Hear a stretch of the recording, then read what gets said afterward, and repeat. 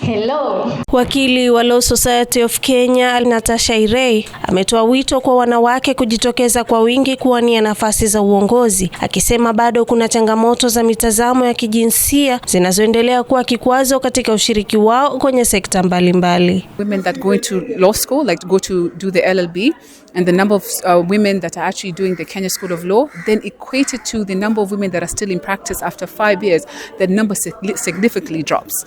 And the whole idea is for us to maintain that number constantly throughout until again the end of their career. Akizungumza katika tamasha la Fireside Chat lililoandaliwa na Swahili Pot Up Foundation, Irey amesema usawa wa kijinsia haupaswi kufasiriwa kama utawala wa wanawake, bali ni ushirikishwaji wa haki na uwiano kati ya wanawake na wanaume katika nafasi za maamuzi.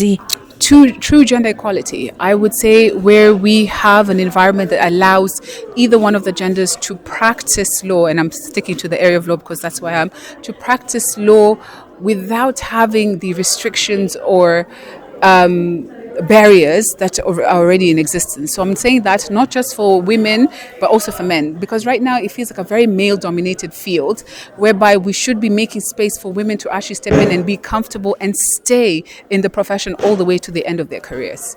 Ametaka jamii kubadili fikra potovu kuhusu nafasi ya mwanamke, akisisitiza kuwa wanawake wana uwezo sawa wa uongozi na mchango mkubwa katika maendeleo ya taifa. Pia ametaka jamii kuondoa mitazamo hasi dhidi ya watu wa pwani, akisema wana vipaji, ujuzi na mchango muhimu unaostahili kutambuliwa. There's a particular way that sisi watu wa coast tunaangalia.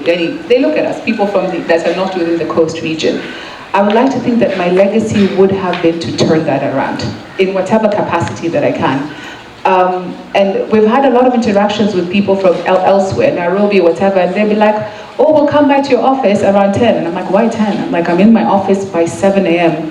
on a good day. On a bad day by 6 a.m. They're like, hey, kumbe nyinyi watu wa coast mnafanya kazi? And for me, that's like, oh my, it's very annoying. So if I can leave behind that legacy that, look, we work hard, we put in the effort, we're very capable, we're educated, and whatever position you put us in, we can do it, not just as into a coast, but as a woman, as a Muslim woman. For me, I feel like I would have done my job. Irey amehimiza pia kuwepo kwa mazungumzo ya wazi ya mara kwa mara, kuimarisha usawa wa kijinsia na kuongeza ushiriki wa wanawake katika uongozi na taaluma mbalimbali nchini. Nikiripotia Swahili Pot FM kutoka Swahili Pot Up Foundation, kaunti ya Mombasa, eneo bunge la Mvita, langu jina ni Ilham Irey.